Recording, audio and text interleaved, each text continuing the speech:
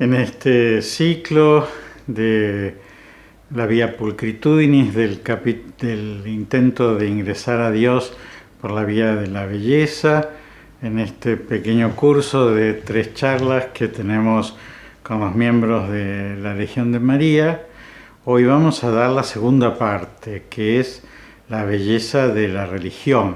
¿Se acuerdan que yo les contaba en la primera parte que llamábamos naturaleza a todo lo que Dios nos da, que sale de sus manos, y llamamos cultura a todo lo que el hombre le devuelve a Dios, que naturaleza viene de naturus, de nacido, y cultura viene de cultivado, ¿no es cierto? Y entonces hay algo cuyo autor es Dios y hay algo cuyo autor, de alguna manera, ¿no es cierto?, imperfecta, es el hombre, que es esa devolución que nosotros hacemos. Y por eso dentro de esa cultura existe el culto, que vendría a ser aquello que propiamente de lo cultivado le devolvemos a Dios. Bueno, entonces vamos a hablar de esa cultura, de ese culto, así como en la primera reunión veíamos la belleza de la naturaleza, de todo lo que había hecho Dios, es bastante sencillo. El pensar en eso es bastante evidente, a todos nos produce un efecto muy positivo, sobre todo al hombre contemporáneo. Saben que hay estudios sobre esto, que el hombre vive un mundo muy densamente cultural, ¿no? Si no ve a Dios, y entonces se levanta en la mañana porque un despertador lo despierta, y entonces va y pone en el microondas su café soluble, es decir, cosas todas procesadas por el hombre. Sale y se toma un auto que es algo humano, va a su trabajo, sube el ascensor, prende su computadora. Entonces en todo el día vio cosas que hizo él y que tienen su impronta. Y difícilmente o muy poquito vio las cosas que hizo Dios, ¿no? Y entonces quizás lo único que vio fue un arbolito plantado en una vereda o un perrito, ¿no es cierto?, domesticado, ¿no es cierto?, es decir, cosas que sí hizo Dios, pero que hablan mucho del hombre, ¿no es cierto?, que las puso ahí y no tanto de Dios, ¿no? Entonces, ¿qué pasa? Normalmente el acceso al paisaje venía por lo suburbano, ¿no es cierto? La urbe vendría a ser la ciudad, lo suburbano, lo que rodea las urbes, era el recurso al paisaje. Entonces vamos al campo, vamos a ver ese paisaje, al bosque, a ese lugar que rodea la ciudad, ¿no? Pero que después de la revolución industrial hay un cordón suburbano, ¿no es cierto? Es decir, lo que rodea la ciudad no es el paisaje, sino es el desecho de lo que produce la ciudad. Es decir, la heladera que ya no usamos en la ciudad la tiene el suburbio, ¿no es cierto? El auto que ya no usamos en la ciudad está en el suburbio, ¿no es cierto? Entonces, no es un recurso fácil llegar al paisaje, porque hay que no salir al suburbio, sino que hay que saltar el suburbio, ¿no es cierto?, para llegar recién a volver a ver la naturaleza, ¿no? Entonces la ciudad queda como encerrada, ¿no?, dentro de un lenguaje que poco le habla de Dios. Bueno, entonces tenemos que ver cómo este lenguaje urbano, cómo este lenguaje cultural también nos habla de la belleza y también nos habla de Dios. Bueno, ustedes saben que nosotros conocemos culturalmente al hombre desde el Paleolítico. ¿Por qué? Porque paleolítico significa paleo es antiguo, litis es piedra. Entonces sería la antigua edad de piedra. ¿Por qué lo conocemos desde entonces? Bueno, porque empieza a utilizar un instrumento que es la piedra que soporta el paso del tiempo. Entonces al hombre anterior, que utilizaría el hueso, la madera, el cuero, el barro, ¿no es cierto?, como instrumentos culturales, lo que hizo no llegó a nuestro tiempo. Cuando empezó a usar la piedra, llegó a nuestro tiempo. Es decir, lo más antiguo que conocemos del hombre es el Paleolítico. Bueno, ¿qué conocemos de ese hombre? Conocemos que es religioso y que cree en el más allá. ¿Por qué decimos esto? Porque encontramos que las dos grandes obras culturales que tiene el hombre del Paleolítico, además de muchas obras útiles, ¿no es cierto?, son los templos y las tumbas. Los templos, no se imaginen un templo en un sentido contemporáneo, no imagínense como Stonehenge, ¿no es cierto?, es decir, esos lugares, esos dólmenes, esos menires, ¿no es cierto?, esos lugares en donde, sobre todo si acá nos encontramos con Dios, acá podemos medir algo que se produce todos los años, que vendría a ser en general el renacimiento del mundo en la primavera, ¿no? Después de pasar el largo invierno no reina, ¿no es cierto?, no dice la última palabra el frío ni la muerte, sino que vuelve Dios a estar bien con su pueblo. Pues el otro elemento son las tumbas, que no es la disposición de un cadáver, porque eso no tendría nada de religioso, sino que es una idea simbólica de viaje, porque si entierran un muerto con unas determinadas disposiciones, con unos determinados elementos, que además el hombre del Paleolítico tenía muy poquitos elementos, así que enterrar a un muerto con esos elementos significaba que los iba a necesitar, que los iba a utilizar en ese viaje que emprendía. Entonces nosotros conocemos que el hombre siempre ha sido religioso. ¿Qué es la religión? Bueno, es una voluntad de reconciliarnos con Él, con Dios, ¿no es cierto? Es decir, es una voluntad de volver a esa amistad que de alguna manera se ha roto entre Dios y los hombres. Por eso hay que religarla, ¿no es cierto? Hay que rearmarla.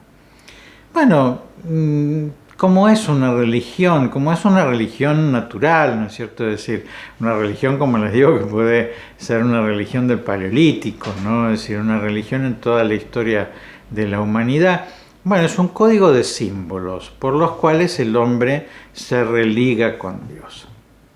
Primero, supone que hay algo que está mal, ¿no es cierto? Que hay algo que está roto. Nosotros los católicos a eso que está roto lo llamamos el pecado original. Es decir, hay una armonía con Dios y esa armonía por alguna razón se ha roto.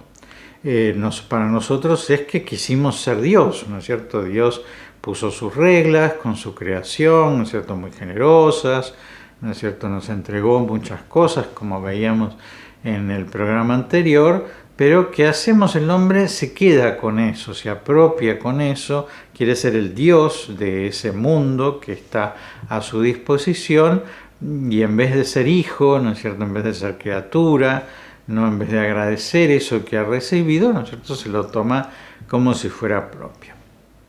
Bueno, eso en las distintas religiones asume distintos modos. Por ejemplo, recuerdan ustedes el robo del fuego que hace Prometeo, ¿no es cierto? Es decir, hay un robo que los hombres hacen a Dios. Sustancialmente la idea así de pecado original en las religiones naturales, las primeras que conocemos, es que el hombre se ha quedado con algo que es de Dios y que Dios está enfadado por eso. Entonces, ¿cómo hay que religarse? Bueno, hay que devolverle a Dios eso que Dios nos ha dado. ¿Qué significa el don de Dios? Bueno, en cada pueblo es distinto, ¿no es cierto? Es decir, en un pueblo agrícola, el don de Dios es Dios nos dio las cosechas, porque Dios le dio la fecundidad a la tierra, Dios hizo caer las lluvias sobre nuestros campos y Dios nos dio estas cosechas.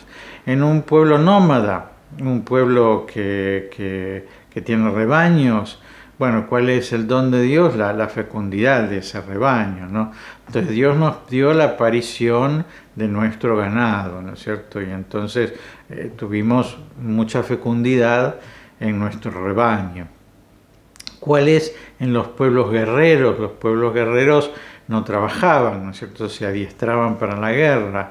Entonces tenían esclavos que eran prisioneros de guerra y esos esclavos eran los que trabajaban. Entonces Dios nos dio la victoria sobre este pueblo, Dios nos concedió vencer en esta historia, porque siempre Dios es aquella fuente de algo que nosotros no podemos entendernos como causa, ¿no es cierto? Es decir, nosotros agarré este barro, hice esta tinaja, yo soy el autor de esto, pero la lluvia no la hice caer yo, ¿no es cierto? ¿No?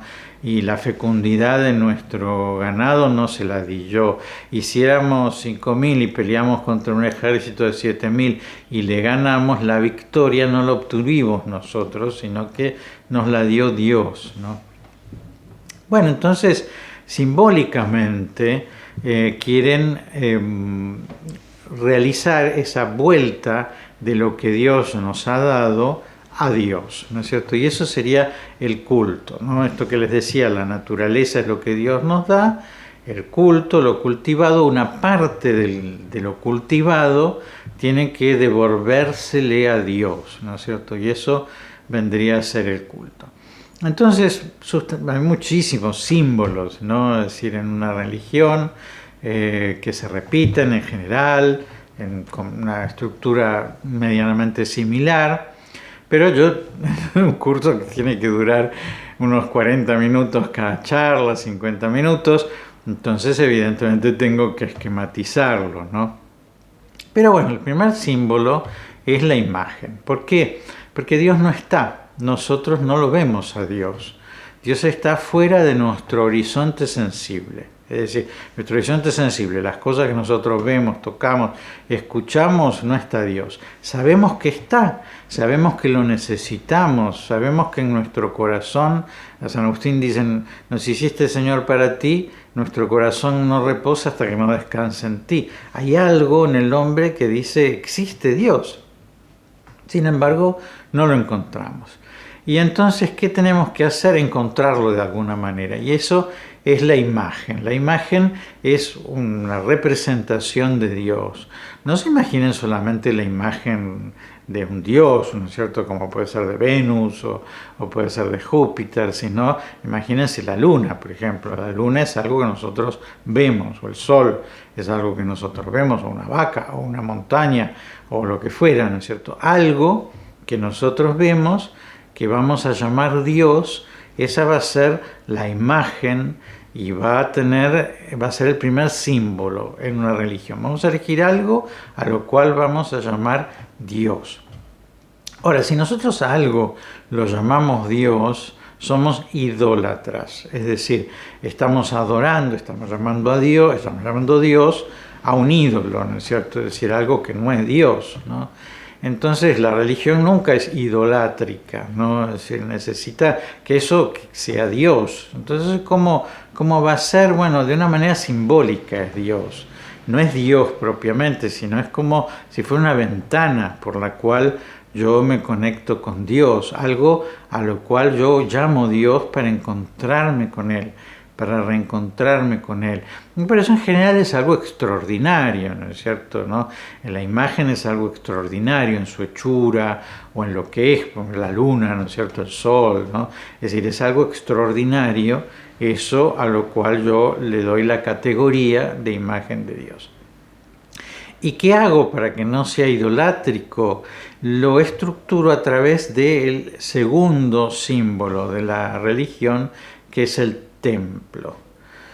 El templo vendría a ser la idea de una embajada. Vieron que una embajada en nuestro país es un pedazo del territorio de ese país en nuestra tierra, y entonces la persona que entra en esa embajada está entrando en ese país. Bueno, esa idea vendría a ser la idea de templo, ¿no? Es decir, el templo es un pedazo de cielo que está en la tierra.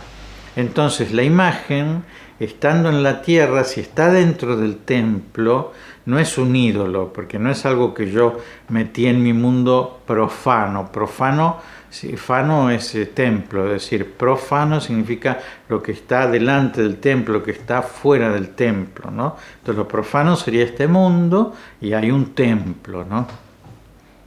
Bueno, entonces en ese templo existe ese Dios que yo puedo tocar y ver porque se ha estructurado a través de un símbolo que es la imagen. Acá quizás no les expliqué, ¿no es cierto?, qué es el símbolo propiamente, porque el símbolo conecta con algo del más allá.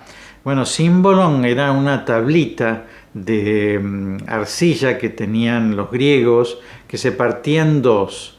Y entonces una parte se quedaba una y otra parte se quedaba otra persona, y vieron esas personas, esas tablitas se encastraban de una manera perfecta cuando se encontraban.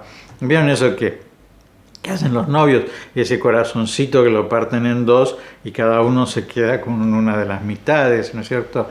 Bueno, era un modo de reconocimiento. Entonces, pues imagínense, en la antigüedad no había documentos, ni partidas de nacimiento, ni registros, ni nada. Entonces, ¿cómo sé yo que ese señor es mi hermano? Bueno, porque él tiene la mitad de esta tablita que le dio nuestro padre cuando lo dejó ir, y yo tengo la otra mitad de esta tablita. Entonces sé que cuando junto esas dos partes, se da ese reconocimiento. Entonces el símbolo, si bien era algo que no tenía ningún valor en sí mismo, una tablita de cerámica rota, tenía un gran valor, ¿no es cierto?, porque era algo que me permitía reconocer una verdad que de otra manera yo no podría llegar a alcanzarla. Es mi hermano, ¿no es cierto?, ¿no? Entonces el símbolo siempre me permite alcanzar una realidad que se esconde, y es como un instrumento de reconocimiento, ¿no? Entonces los símbolos van a ser esto, ¿no? Si alguien para el cumpleaños de ustedes les regala una caja de bombones con forma de corazón rojo de felpa, bueno, ¿qué les está diciendo? Que los quiere, ¿no es cierto? Es un símbolo que nosotros entendemos, ¿no? Y si ven una E con una raya roja en el medio, saben que no pueden estacionar, es un símbolo. Y si ven una enfermera en un cuadrito con un dedo así, saben que tienen que callarse, que hacer silencio, ¿no es cierto? Es decir, son símbolos. Los símbolos nos permiten, en algo que nosotros vemos, entender algo que nosotros no vemos. Bueno, entonces, ¿cómo el símbolo del templo va a decir que la imagen está en un más allá? Bueno, a través de dos símbolos a su vez, ¿no es cierto? Un símbolo es las gradas y el otro símbolo son los árboles. Es decir, bueno, ustedes saben que hay como dos movimientos, ¿no es cierto? Un movimiento vertical, de abajo hacia arriba, para encontrarnos con Dios, y un movimiento horizontal, desde mí hasta el fondo, ¿no es cierto? Lo que sería una peregrinación, no voy hacia allá. Bueno, entonces, en este movimiento vertical, ¿cuál va a ser el símbolo de ese lugar que es un pedazo del cielo? Las gradas, ¿no es cierto? Porque la montaña va a ser un pedazo de tierra que se mete en el cielo, y entonces subir, ¿no es cierto?, va a tener esa significación religiosa, ¿no es cierto? Estoy metiéndome en ese más allá. Por eso, por ejemplo, no las pirámides egipcias, que son monumentos funerarios, pero sí las pirámides americanas, son montañas simbólicas. Arriba hay un altar, es decir, el sacerdote sube a esa montaña simbólica, sube muchas gradas para meterse en el cielo, para encontrarse con Dios. Bueno, entonces siempre los templos van a estar en otro plano, en un plano elevado. No solamente pueden ser construcciones, pueden ser montañas, o pueden ser también, vieron la Acrópolis, ¿no es cierto?, la ciudad alta, ¿no? Es decir, en la ciudad baja vivimos nosotros, en una ciudad alta viven los dioses, ¿no? El monte Olimpo, ¿no es cierto?, en Grecia, ¿no? En esos lugares altos habitan los dioses. Bueno, entonces las escaleras, las gradas, van a ser aquello que me permita como salir de mi estado profano, fuera del templo, ¿no es cierto?, para ingresar en ese lugar sagrado. Y lo mismo va a pasar en ese aspecto no vertical, sino horizontal, que van a ser los árboles. ¿Por qué? Porque un lugar de encuentro con el misterio va a ser en los pueblos primitivos el bosque. Esto es muy importante sobre todo en los pueblos bárbaros, en los godos, ¿no es cierto?, que se encontraban con Dios en claros que habían dentro del bosque, ¿no? Entonces, ¿cómo me meto en ese misterio, ¿no?, en ese mundo que está separado por cortinas, por columnas, ¿no es cierto?, por árboles, ¿no es cierto?, porque adentro de eso hay un lugar misterioso, inaccesible, sagrado, en donde me encuentro con Dios. Entonces las columnas van a significar, así como las gradas van a significar ese aspecto ascensional, las columnas van a significar ese bosque en el cual yo me voy metiendo, ¿no? En general los templos van a tener las dos cosas, ¿no? Piensen, por ejemplo, el Partenón de Atenas, que está en la Acrópolis, que tiene unas gradas para subir y que tiene unas columnas que hay que atravesar para ingresar a ese lugar que es sagrado, que está cortado, en el que habita Dios en ese mundo inaccesible. Ahora, bueno, ahí tenemos entonces los dos primeros símbolos. La imagen que nos trajo a Dios y el templo que de alguna manera nos sacó a Dios, porque los puso lejos, ¿no es cierto? Los puso detrás de una cantidad de gradas o detrás de una cantidad de columnas, ¿no? Entonces, bueno, ¿qué puedo hacer para ahora comunicarme con ese Dios?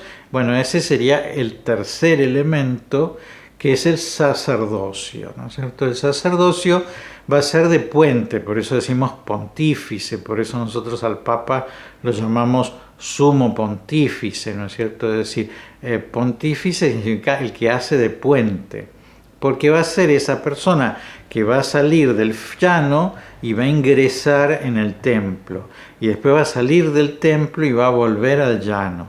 Entonces hace de puente entre esas dos realidades, entre esa realidad natural y esa realidad sobrenatural, entre ese más acá y ese más allá. Bueno, ¿qué quiere decir sacerdote? Sacerdote quiere decir el que da lo sagrado, es el que hace el sacrificio, ¿no es cierto? Es decir, va a entrar en ese templo para devolverle a Dios lo que Dios nos ha dado, y va a salir de ese templo para renovar esa donación de Dios sobre nosotros. Es decir, va a tener una función sumamente importante. Ahora, ¿y cómo puede alguien ser sacerdote? ¿No es cierto? Cualquiera puede ser sacerdote, cualquiera puede entrar. Yo soy sacerdote, yo entro en el templo. No, en realidad los templos, además de la antigüedad, eran muy pequeños, ¿no? Los templos, el templo pasó a ser grande con el cristianismo, porque nosotros creemos en el sacerdocio común de los fieles. Entonces hay un lugar del sacerdote ministerial, que es el presbiterio, que es el lugarcito en donde se celebra la misa, y hay un lugar del sacerdocio común de los fieles, que es la nave, pero todos entran en el templo. Bueno, en la antigüedad no, en la antigüedad solamente en el templo, es decir, en ese altar que había delante de esa imagen, entraba el sacerdote. Bueno, ¿cuáles son los dos símbolos que hacen un sacerdote? Esos dos símbolos son la llamada y la vestición. La llamada, es decir, tiene que haber una vocación, ¿no es cierto? Es decir, este sacerdote, no es que cualquiera se hace sacerdote, tiene que serlo por alguna realidad. Esa vocación puede ser de mil formas. Nació en la noche del plenilunio tal. Es hijo del sacerdote actual, nació con una mancha en la frente que nos indica que este es el elegido. El profeta dijo que este tenía que ser el sacerdote, es decir, tiene unos dones, ¿no es cierto?, muy particulares que son extraordinarios y que por eso este es el elegido, ¿no? Es decir, tiene que haber alguna razón por la cual Dios dice, este puede entrar, ¿no es cierto? Este es uno de los míos, por decirle, ¿no? Si puede venir a mi casa. Y entonces la respuesta a esa vocación, por ejemplo, en el pueblo de Israel era pertenecer a la familia de Aarón, ¿no es cierto? Y entonces los que pertenecían a la familia de Aarón podían ser sacerdotes. Los que pertenecían a la tribu de Leví podían estar, los levitas, podían estar al servicio del templo, ¿no?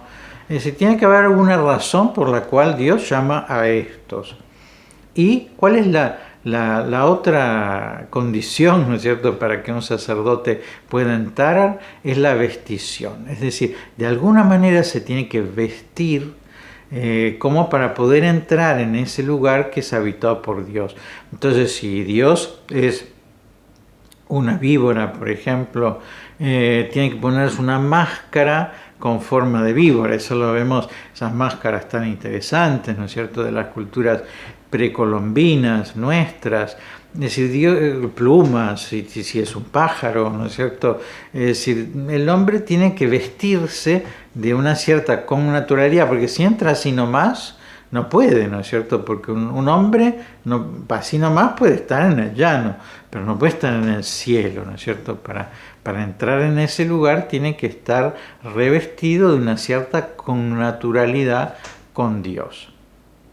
Bueno, entonces tenemos que hay una imagen, que esa imagen está en un templo, que hay una persona que porque fue llamada y porque se viste de una determinada manera puede entrar en ese templo. Bueno, ¿qué va a llevar? Va a llevar la ofrenda. Este sería el cuarto de los símbolos religiosos, ¿no?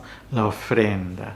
¿Qué va a ofertarle a Dios? ¿Qué va a ofrecerle a Dios?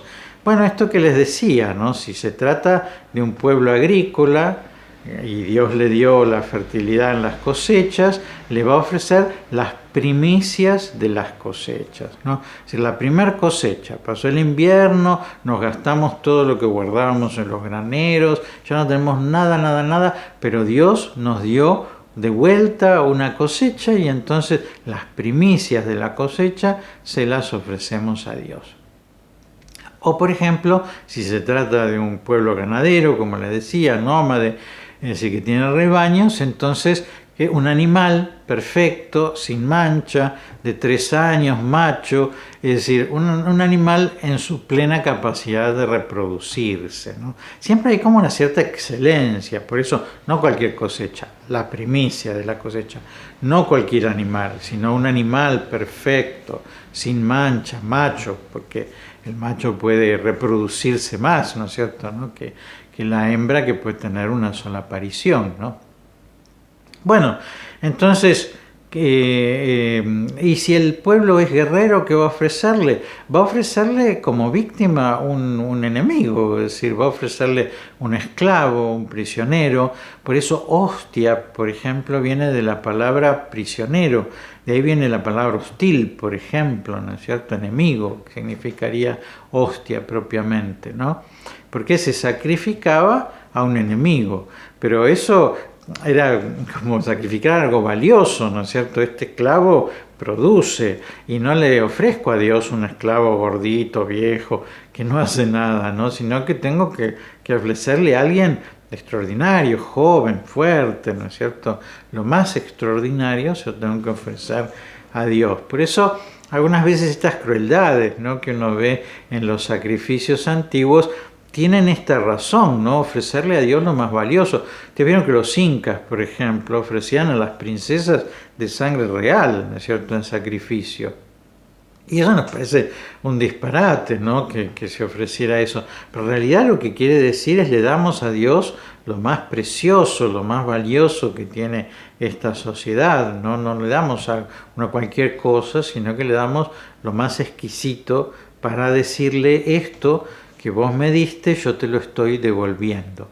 Y como yo no le puedo devolver todas las cosechas, porque si le devuelvo todas las cosechas no tengo cómo comer, no le puedo devolver todos los animales, no le puedo devolver todos los esclavos, tengo que devolverle uno que por alguna razón de plenitud esté representando a todo el rebaño, a todas las cosechas, a todos esos prisioneros que yo obtuve por esta victoria que me dio Dios, ¿no? Entonces, bueno, el sacerdote entra con eso y lo sacrifica. El sacrificio siempre significa la destrucción de la víctima, ¿no? Es decir, lo mata, lo cocina, por ejemplo, en algunos casos, cuando es trigo, por ejemplo, hace panes, lo quema, lo destruye, ¿no es cierto? En los animales algunas veces hay partes que se queman y partes que se guardan, ¿no es cierto? Porque después el quinto de los elementos simbólicos es que el sacerdote sale del templo para dar la bendición, ¿no es cierto? La bendición sería este quinto elemento, ¿no? Quiere decir, Dios está contento, le devolvimos lo que Él nos había dado y entonces vuelve a darnos eso que se había cortado, ¿no es cierto? Y por eso hay que religarnos, ¿no? Reconociendo que Él nos dio todo, devolviéndole esto. Y entonces muchas veces, por ejemplo, el sacerdote sale y asperge con la sangre de la víctima al pueblo, ¿no? Es decir, hay algo de lo cual se participa en el pueblo. O por ejemplo, estos panes que se hicieron con ese trigo sagrado, ¿no es cierto?, que se le devolvió a Dios, se dan después al pueblo para que el pueblo participe de eso, ¿no? Como un signo, ¿no? Como una alianza, ¿no? Como algo que se renovó, ¿no es cierto? Bueno, eso nosotros lo vemos en todos los pueblos de toda la antigüedad, lo vemos también en el pueblo de Israel. El pueblo de Israel tenía este mismo código de símbolos con la única cosa extraordinaria que no tenía imágenes. Y recuerdan ustedes en el Deuteronomio, ¿no es cierto?, decir todo el tema de lo terrible que es hacerse imágenes de Dios. Ustedes recuerdan el episodio del becerro de oro, ¿no es cierto?, en donde Israel empieza a adorar a una imagen de Dios diciendo, este es el que nos sacó de Egipto, y como eso enfurece a Moisés porque no tenemos que hacer imágenes de él. La otra particularidad del pueblo de Israel es que tiene un solo templo, que es el templo de Jerusalén, es decir, un solo lugar en donde Dios habita, por eso no hay imagen, porque está Dios allá adentro, y en donde se les sacrifica, ¿no es cierto? Entran los sacerdotes, estos que les digo, de la familia de Aarón, para sacrificar. Y se sacrificaban muchas víctimas, ¿no es cierto? Ustedes recuerdan, ¿no? Cuando Jesús echa a los mercaderes del templo, había personas que vendían bueyes, personas que vendían corderos, personas que vendían palomas. Ustedes recuerdan cómo a Jesús es rescatado en el día de la presentación de Jesús en el templo, como se hacía a los 40 días del nacimiento de cualquier primogénito varón, con 2 pichones de paloma, es decir, que hay sacrificios en ese templo. Entonces el templo es el lugar donde se hacen sacrificios. Existía uno, el de Jerusalén. Después cada ciudad tenía lo que se llama la sinagoga. En la sinagoga había un rabí, no un sacerdote, un rabí que era un maestro. Es decir, que las sinagogas eran como aulas en las cuales se enseñaba la palabra de Dios, ¿no es cierto?, y lo que tenía que hacer un israelita para responder a la voluntad de Dios. Pero había que ir a Jerusalén para sacrificar, ¿no es cierto? De que también había todas estas cosas, ¿no es cierto?, en el pueblo de Israel. Y ahí llega Jesucristo, que es nuestro plato gordo, ¿no es cierto?, en el curso ¿no es cierto? Es decir, llegamos a la belleza de Jesucristo, porque todo esto, si les hablo de sangre y les hablo de sacrificios, no parecería bello, pero si les hablo de templos, si les hablo de vestimentas extraordinarias, y les hablo de las pirámides de los mayas y los aztecas, bueno, sí nos damos cuenta que tienen su belleza, ¿no es cierto? Porque el símbolo religioso siempre va como a ofrecerle a Dios lo mejor, lo más lindo, esto que les decía, el animal perfecto, sin mancha, la primicia de la cosecha, ¿no? Es decir, siempre lo religioso tiene un plus de belleza. Bueno, ese plus de belleza alcanza su máximo esplendor en Jesucristo. ¿Qué Jesucristo qué es? Bueno, todo esto, todo lo que les digo, todos los símbolos, pero no como el pedacito de arcilla, sino como la realidad misma. Es decir, Jesús es la imagen de Dios Padre. realmente el que vio a Jesús, vio al Padre, ¿no? Es decir, esto de verlo a Dios, de meterlo dentro de nuestro horizonte sensible, pasó, la Virgen lo vio, San José lo vio, los pastores lo vieron en el pesebre, los Reyes Magos lo vieron, ¿no es cierto?, en el pesebre, es decir, lo vemos a Dios en Jesús, porque es la verdadera imagen de Dios. Que esto es el templo, también es el templo, ¿se acuerdan ustedes? Destruyan este templo y yo lo reedificaré en 3 días. Y se refería al templo de su propio cuerpo, porque Él es no solamente la imagen de Dios, sino que es el lugar, ¿no es cierto? Su humanidad santísima es el lugar en donde se encuentra Dios, ¿no es cierto?, habitando. Después es sacerdote, sí, es sacerdote por naturaleza, no es de la familia de Aarón, ¿no es cierto? Él es de la familia de Judá, no de la familia de David, pero es sacerdote porque es verdadero Dios y es verdadero hombre. Entonces, ¿puede estar adentro del templo? Sí, porque es verdadero Dios. ¿Puede estar afuera del templo? Sí, porque es verdadero hombre. ¿Puede hacer de este camino para entrar y puede hacer de este camino para salir? Sí, ¿no es cierto? Porque es puente, ¿no es cierto? Jesucristo es el camino, la verdad y la vida, ¿no es cierto? Entonces Jesucristo, ¿qué es lo que va a hacer? Bueno, va a llevarle de los hombres a Dios el sacrificio de una víctima que tiene que representar todo lo que Dios nos ha dado. ¿Cuál va a ser esa víctima? Él mismo, ¿no es cierto? Es decir, Jesús entonces va a ser la imagen, va a ser el templo, va a ser el sacerdote, pero también va a ser la víctima. Porque ¿qué es lo que sacrifica Jesús, tanto en la última cena de una manera incruenta, como en la cruz de una manera cruenta, con derramamiento de sangre? Él se sacrifica a sí mismo, ¿no es cierto? Es decir, muere para devolverle al Padre lo que el Padre nos ha dado. Bueno, la vez pasada, en la clase pasada, yo les decía que el hombre es un microcosmos, ¿no? Es un poquito mineral, un poquito vegetal, un poquito animal, un poquito espiritual. Entonces Jesús, que es Dios hecho hombre, es un Dios que es un poquito mineral, un poquito vegetal, un poquito animal y un poquito espiritual, porque asumió esta naturaleza que es un microcosmos, ¿no? Un pequeño universo. Pero Jesús es el más bello de los hombres, como les contaba, ¿no es cierto?, del Salmo 45 en la vez pasada, ¿no es cierto? Es decir, es el más bello de los hombres. Entonces se sacrifica la mejor víctima, la mejor hostia, ¿no es cierto?, ¿no?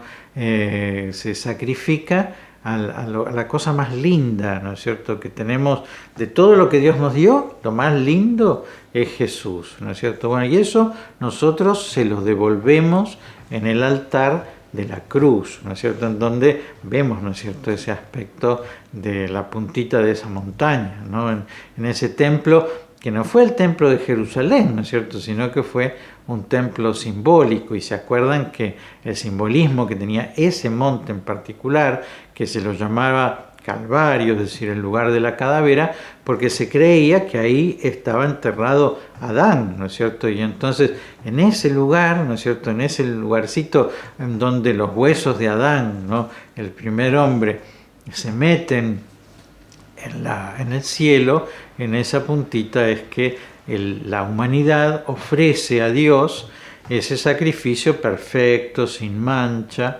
que es el sacrificio de nuestro Señor Jesucristo.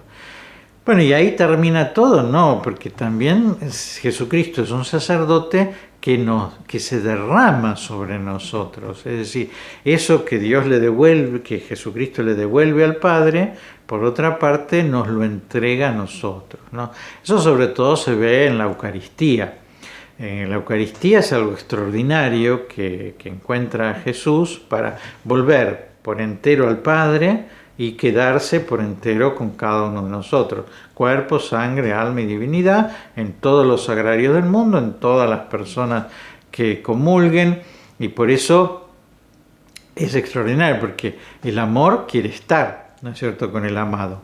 Entonces Jesús quiere estar con el Padre y lo logra perfectamente, está con el Padre. Jesús quiere estar con los hombres, sí, y lo logra. Y además lo logra de una manera muy superior a la que tenía durante el tiempo histórico de su encarnación, porque cuando Jesús estaba en Nazaret no podía estar en Jerusalén, y cuando Jesús hablaba con Juan no podía hablar con Pedro, ¿no es cierto?, porque él estaba a un modo humano, ¿no? En cambio, de esta manera, a través de la Eucaristía, Jesús va a derramarse todo entero sobre el Padre y todo entero sobre cada uno de los hombres, ¿no?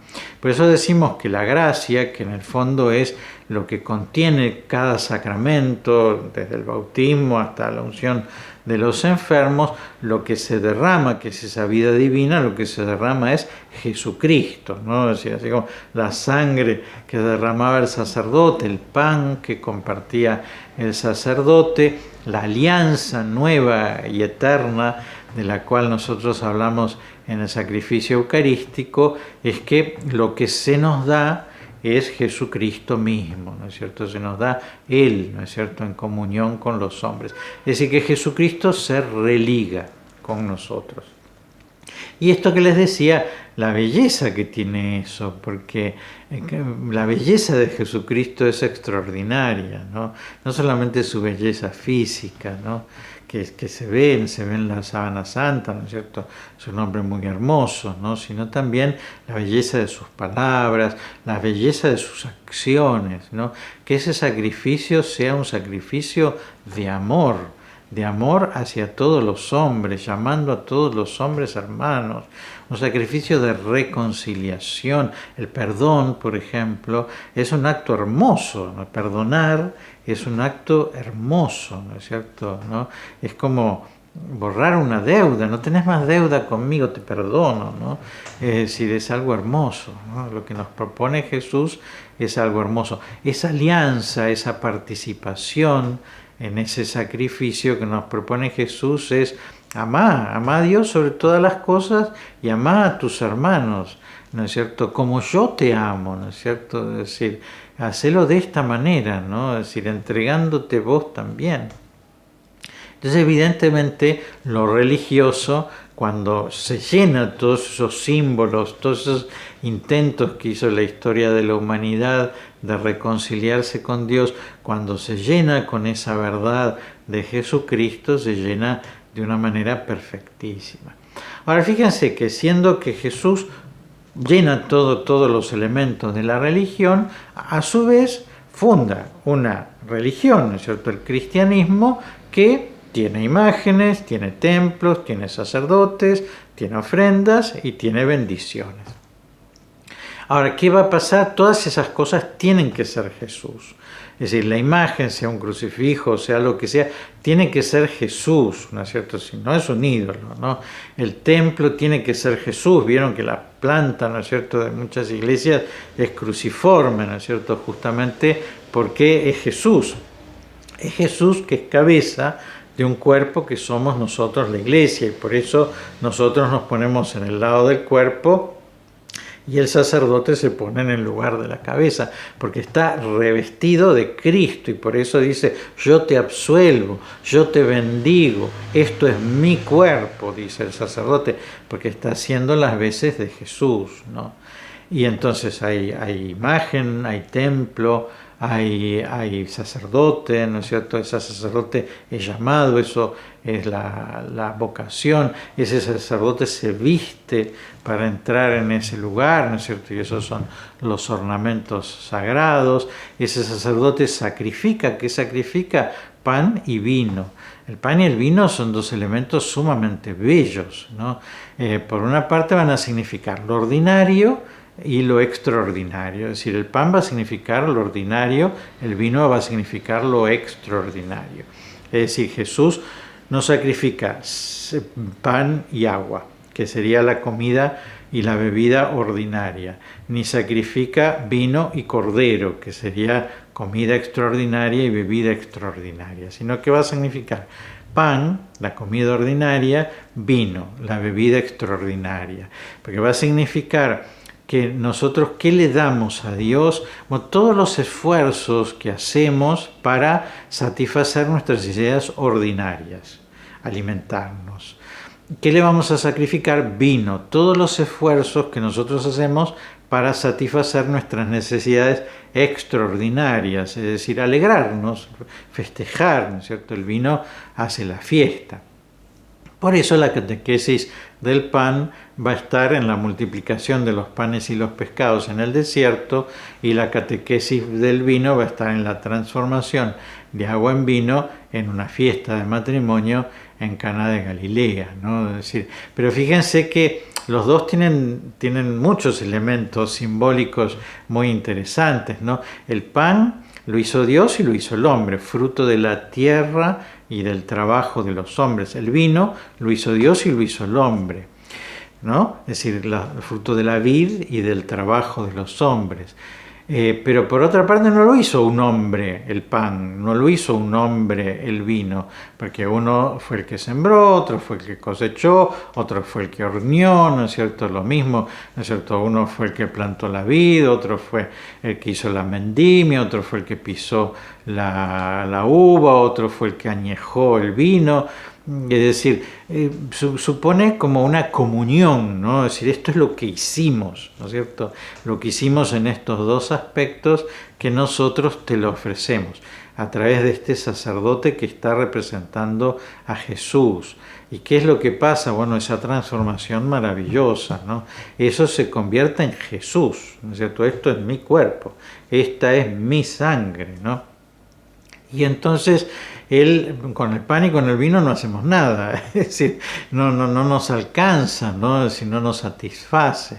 En cambio, con su cuerpo y con su sangre, sí, ¿no es cierto? Entonces después la donación que el sacerdote nos hace de Jesús es lo que realiza esa religión, ¿no? Que también tiene un aspecto simbólico, porque es prenda de la vida futura, ¿no es cierto? ¿No? Es decir, en el fondo todo esto también de alguna manera se da de una manera simbólica, por eso es prenda de la vida futura, es un anticipo de la vida futura, porque un día vamos a participar del banquete del Cordero, un día vamos a tomar del vino nuevo en la Jerusalén celestial, ¿no?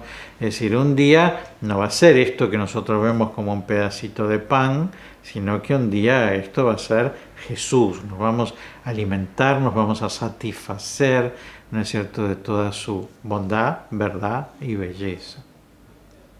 Así que bueno, evidentemente lo religioso tiene un gran aspecto simbólico, una gran belleza.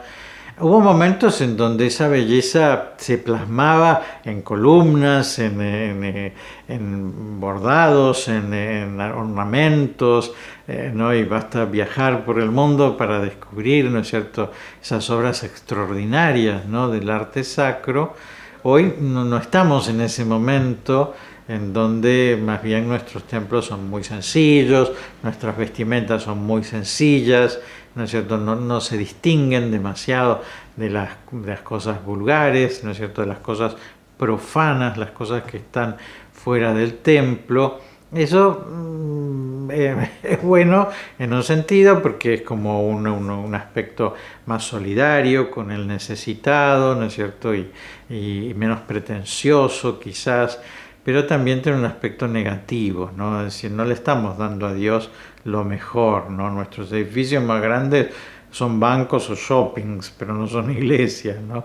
Entonces, ¿qué estamos haciendo? Le estamos dando al Dios dinero, o al Dios consumismo, al Dios compras, cosas que en otro momento se le hubieran dedicado solo a Dios, al Dios verdadero.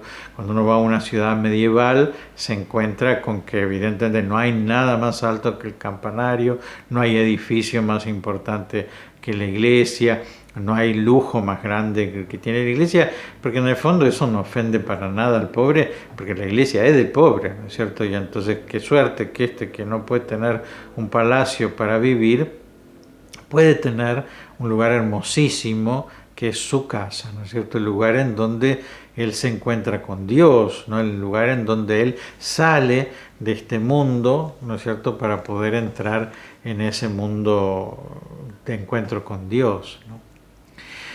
Bueno, entonces es muy lindo ver dentro de todos estos aspectos, ¿no? Es decir, del canto sacro, de la liturgia, de las oraciones, ¿no es cierto? De la historia, ¿no es cierto? De la iglesia, de la arquitectura, de todo eso, ver la belleza también de este culto, ¿no? Pero como les decía que siempre, siendo este curso para la Legión de María, vamos a hacer una referencia a la Virgen. Bueno, la Virgen tiene también su participación sacerdotal, ¿no es cierto? Es decir, ella también sacrifica y ella no se sacrifica a sí misma. No es la víctima de este sacrificio, sacrifica algo que ama más que ella misma, que es que acepta el sacrificio de Jesús. Ella ofrece en la cruz el sacrificio redentor de Jesús. Cualquier madre entiende, ¿no es cierto?, que mil veces preferiría morir ella que aceptar la muerte de su propio hijo, ¿no? Bueno, y eso es lo que hace la Virgen. Nosotros creemos que la Virgen no está en una actitud pasiva en la cruz, como, miren, esto me pasó y yo estoy acá viendo este espectáculo horrible, sino que la Virgen está de pie junto a la cruz, es decir, que tiene una actitud activa, ella también está ofreciendo. Nosotros creemos de la Virgen algo muy particular que se llama la omnipotencia suplicante. Es decir, la Virgen no es omnipotente por naturaleza, porque omnipotente solamente es Dios, pero es omnipotente cuando suplica, es decir, cuando ella le pide algo a Dios, Dios le tiene que contestar que sí, porque ella le dijo que sí a todo a Dios y entonces Dios le tiene que decir que sí a todo lo que ella le pide. Es decir, que la Virgen, de haberle pedido a Dios que se salvara a Jesús, lo mismo que Jesús, si hubiera pedido, si en el huerto no hubiera dicho, aparta de mí este cáliz, mas no se haga mi voluntad sino la tuya, si hubiera pedido no morir crucificado, no hubiera muerto crucificado, porque Jesús es todopoderoso, ¿no es cierto? Bueno, lo mismo la Virgen aceptó el sacrificio de Jesús, entregó a su hijo en sacrificio, ¿no es cierto? Lo ofreció, lo sacrificó, ¿no es cierto? Como una madre sacrifica, ¿no es cierto?, a su hijo por la salvación de estos, que somos nosotros, sus otros hijos, ¿no es cierto? Es decir, por salvarnos a nosotros, ella aceptó que Jesús muriera en la cruz. Y entonces es muy bello también ver la Virgen en esta historia de la religión, porque evidentemente el corazón de una mujer, el corazón de una madre, el corazón de una madre que ofrece a un hijo, el sacrificio ese tan extraordinario, ¿no es cierto?, que no tiene comparación, también se hace por amor, también se hace por amor a los otros hijos que somos nosotros. También tiene una belleza enorme, ¿no es cierto?, el sí de María junto a la cruz de Jesús, en donde acepta que su hijo muera y acepta que nosotros seamos sus hijos, ¿no es cierto? Cuando Jesús en la cruz le dice, he ahí a tu hijo, ¿no es cierto? La Virgen acepta ser nuestra madre. Así que bueno, espero que les haya gustado este camino, ¿no es cierto?, de encontrarnos con Dios a través de la belleza del culto, a través de la belleza de lo religioso, ¿no es cierto?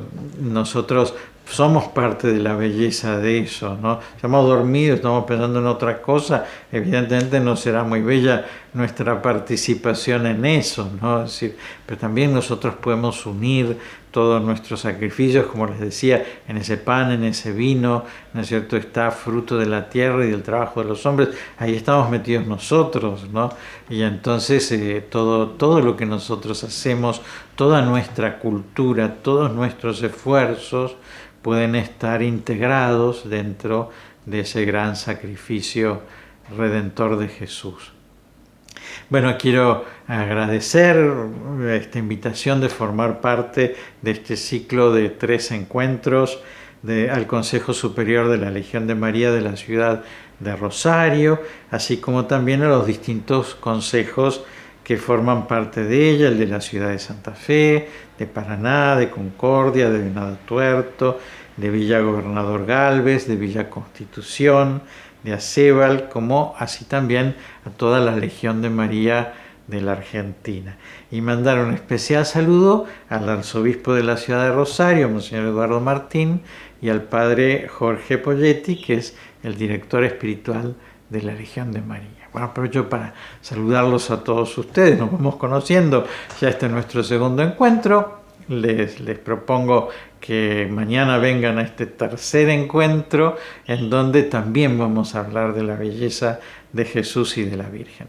Les dejo la bendición, que Dios los bendiga y los proteja en el nombre del Padre y del Hijo y del Espíritu Santo.